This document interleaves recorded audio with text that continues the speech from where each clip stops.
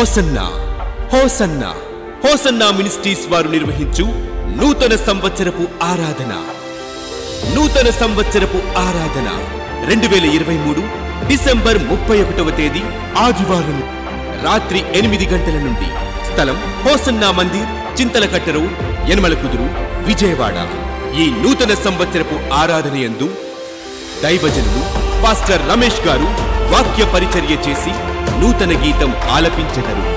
సన్నిధి నీకు తోడుగా రావాలి, నీతో ఉండాలి అని అనుకుంటే నీ హృదయాన్ని నీళ్ల వలె కుమ్మరించుకొని, నీ హృదయాన్ని పగలగొట్టి ఆయన సన్నిధిలో అవిధేయుడు అని ఒప్పుకొని కనికరాన్ని పొందుతావో ఆనాడు నీతో కూడా ఆయన సన్నిధి నడుస్తుంది. ఆయన సన్నిధి నీతో ఉంటుంది. నువ్వు వెళ్ళు మార్గం అంతటిలో నువ్వు ఎక్కడ అలసి సొలిసి సొక్కి సొమ్మసెల్లిపోకుండా ఆయన సన్నిధి నీకు విజయాన్ని ఇస్తుంది. నూతన గీతం పాడుకుంటూ నూతన వాగ్దానం పొందుకొని నూతన సంవత్సరంలో ప్రవేశించుదాం. రండి, ఆశతో రండి, ఆత్మీయ మేలును పొందండి. వివరాలకు సంప్రదించండి. హోసన్నా మందిర్, చింతలకట్ట రోడ్, యనమలకుదురు, విజయవాడ.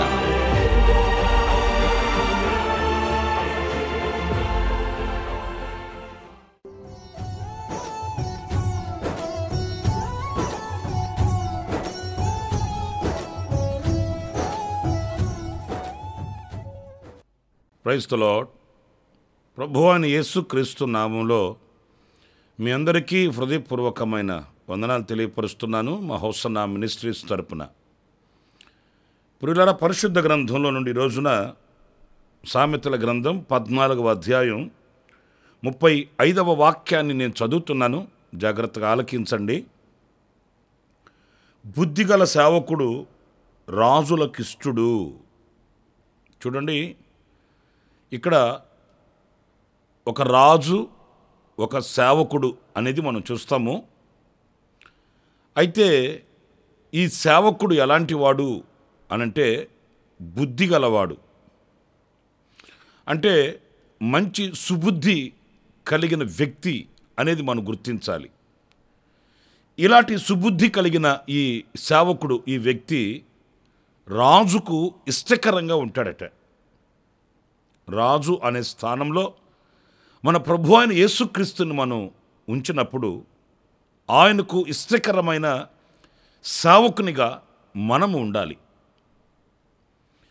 ఆయనకి ఇష్టమైన శిష్యులుగా మనం బ్రతకాలి. ఆయనకి ఇష్టమైన పిల్లలుగా మనం జీవించాలి. అలాగున మన ప్రవర్తనను మనం మలుచుకొనవలసిన ఆవశ్యకత ఎంతైనా కూడా ఉంది. ఎందుకంటే ఒక్క దాసుడు ఇద్దరు యజమానులకు పరిచారకుడై ఉండలేడు, సేవకుడై ఉండలేడు అని ప్రభువైన యేసుక్రీస్తు చెప్పాడు. ఇటు లోకానికి ఇష్టకరంగాను, దేవునికి అంటే మన రాజునకు ఇష్టకరంగాను మనం ఉండలేమండి. ఇటు లోకానుసారమైన కార్యకలాపాలలో నిమగ్నమై అలాగే దైవ సంబంధమైన వాటిని కూడా చేస్తూ బ్రతకాలి అని అనుకోవడం మన అవివేకం అండి.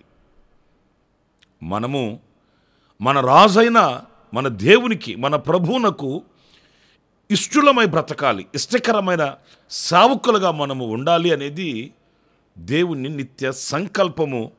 అది మన ఆశయమై ఉండాలని దేవుని వాక్యాన్ని బట్టి నేను విన్నపించుకుంటున్నాను.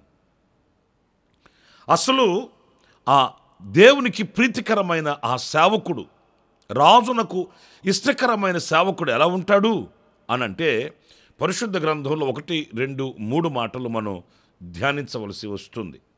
ప్రప్రథమముగా యెషయా గ్రంథం 52వ అధ్యాయం 13వ వాక్యంలో మనం చదివినప్పుడు, ఆలకించుడి, నా సేవకుడు వివేకముగా ప్రవర్తించును, అతడు హెచ్చించబడి ప్రసిద్ధుడై మహాగణుడుగా ఎంచబడును.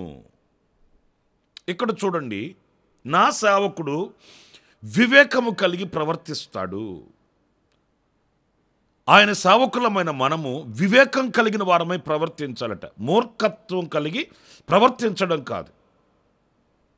చాలా సందర్భాలలో మనం ఒక గిరిగీసుకొని ఆ గీతలో నిలబడిపోతాం. నేను ఇంతే,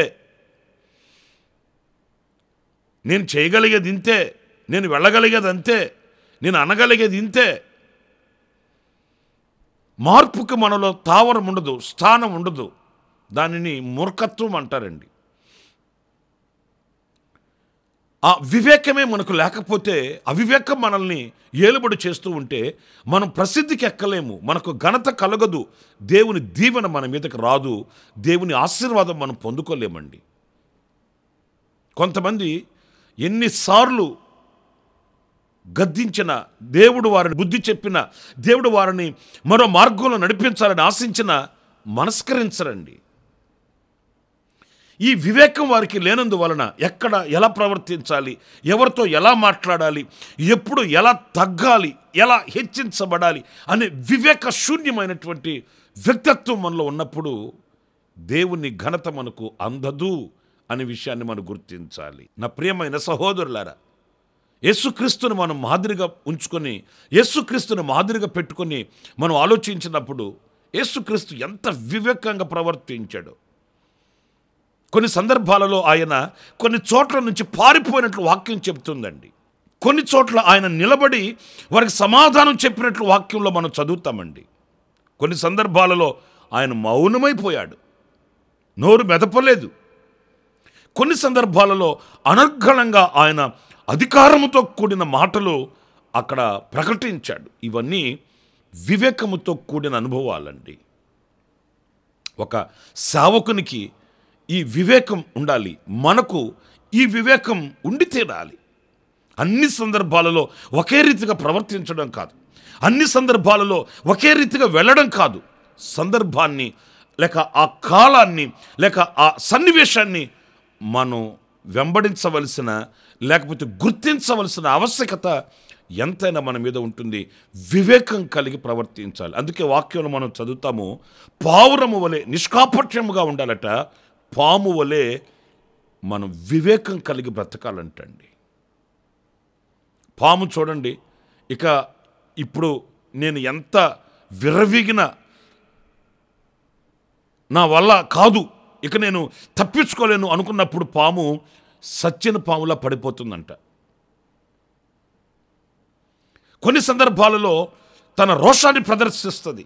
ఇవన్నీ వివేకంతో కూడిన అనుభవాలండి.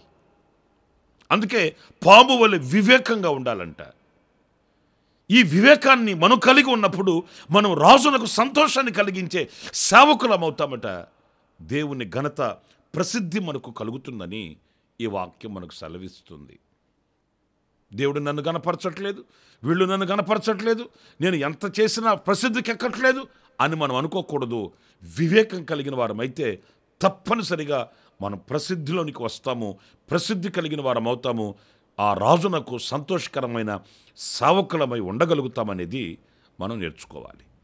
ఇక రెండవ విషయానికి వస్తే, యెషయా గ్రంథం 53వ అధ్యాయం 11వ వాక్యాన్ని నేను చదువుతున్నానండి. అతడు తనకు కలిగిన వేదనను చూచి తృప్తి నొందును, నీతిమంతుడైన నా సేవకుడు జనుల దోషమును భరించి తనకున్న అనుభవ జ్ఞానము చేత అనేకులను నిర్దోషులుగా చేయును. ఇక్కడ నీతిమంతుడైన సేవకుడు అనేది మనం చదువుతాము. అంటే ఒక సేవకుడు, ఒక రాజునకు సేవకునిగా ఉన్న వ్యక్తి ఎలా ఉండాలంటే అపరాధి అయి ఉండకూడదంటండి, దోషి అయి ఉండకూడదంటండి. నీతిమంతుడై నీతియుక్తమైన ప్రవర్తన కలిగిన వాడై ఉండాలంటండి. ఎప్పుడు రాజు మన యందు సంతోషిస్తాడు? మనము బాగా సంపాదించే వారముగా ఉన్నప్పుడు కాదు, లేకపోతే వాక్చాతుర్యం కలిగిన వారమని కాదు, లేకపోతే మంచి కులగోత్రాలలో మనం పుట్టి పెరగాలని కాదు. మనము పరిశుద్ధులమై నీతిమంతులమై ఉండాలంట. నా ప్రియమైన సహోదరులారా, నీతిమంతుడు మన ప్రభువైన యేసుక్రీస్తు. ఆయనను ఆశ్రయించిన వాళ్ళు నీతిమంతులై ఉంటారు, ఆయనను నమ్ముకొనిన వాళ్ళు నీతిమంతులై బ్రతుకుతారు. మరి ఆయన సేవకులమైన మనము కూడా ఎలా ఉండాలి అనంటే నీతిని ధరించుకొనిన వారమై ఆ నీతియుక్తమైన ప్రవర్తనను బట్టి మనము ఆయన సేవకులుగా ఉండాలండి. చూడండి, దేవుని వాక్యంలో మనం గమనిస్తాం, అతడు నీతిమంతుడును యథార్థవంతుడును చెడుతనమును విసర్జించిన వాడును, అతడు నా సేవకుడు అని యోబును గూర్చి మనం చదువుతాము.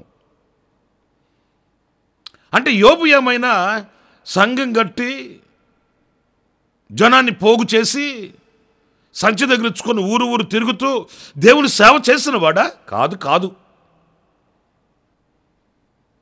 అతడు దేవునిని అనుసరించిన ఒక భక్తుడు. అతనిని గురించి ప్రభు చెప్తున్నాడు, అతడు నా సేవకుడు, యథార్థవంతుడు, చెడుతనమును విసర్జించిన వాడు, అతడు ఊజు దేశములోనే ఏర్పరచబడిన వ్యక్తి అని యోబును గురించి ప్రభు సాక్ష్యం చెప్పాడు.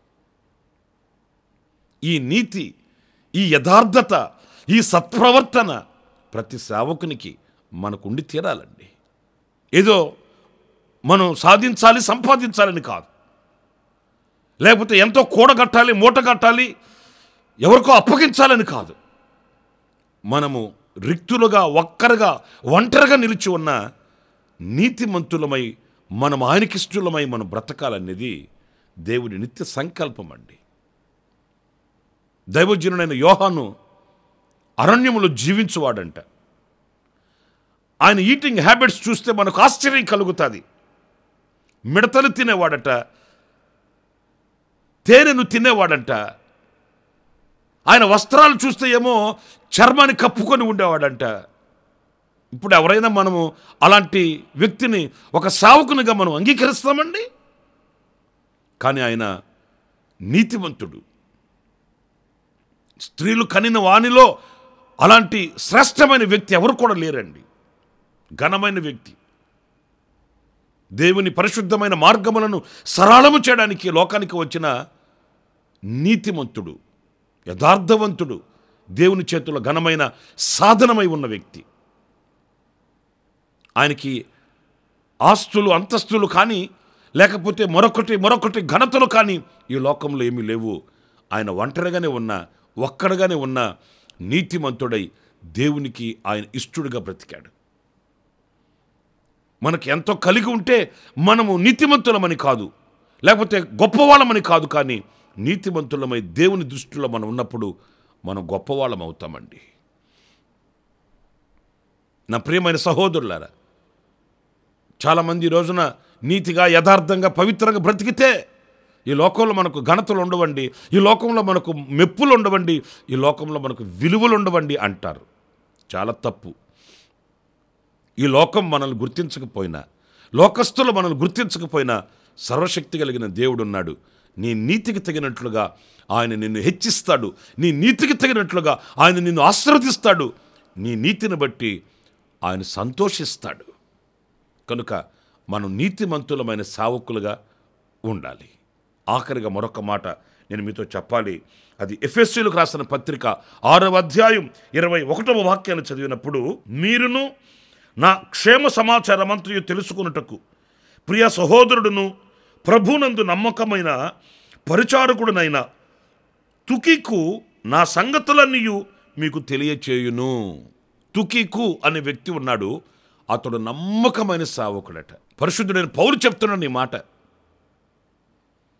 నా దగ్గర తుకికు అనే ఒక సేవకుడు ఉన్నాడు, అతడు నమ్మకమైన వాడు.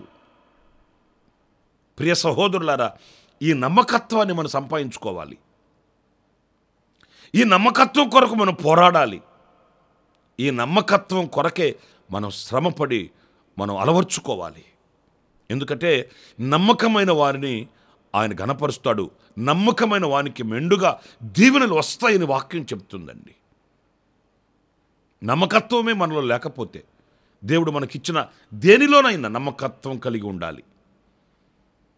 దేవుడు మనకిచ్చిన సంపదలో, దేవుడు మనకిచ్చిన కుటుంబపు వ్యవస్థలో, దేవుడు మనకిచ్చిన పరిచర్యలో, దేవుడు మనకు అనుగ్రహించిన సంఘ విషయాలలో, ఏ విషయంలోనైనా నమ్మకత్వం మనకు కలిగి ఉన్నప్పుడు ఆయన ఉన్నదానికంటే అత్యున్నతమైన వాటిల్ని మనకు అనుగ్రహిస్తాడు.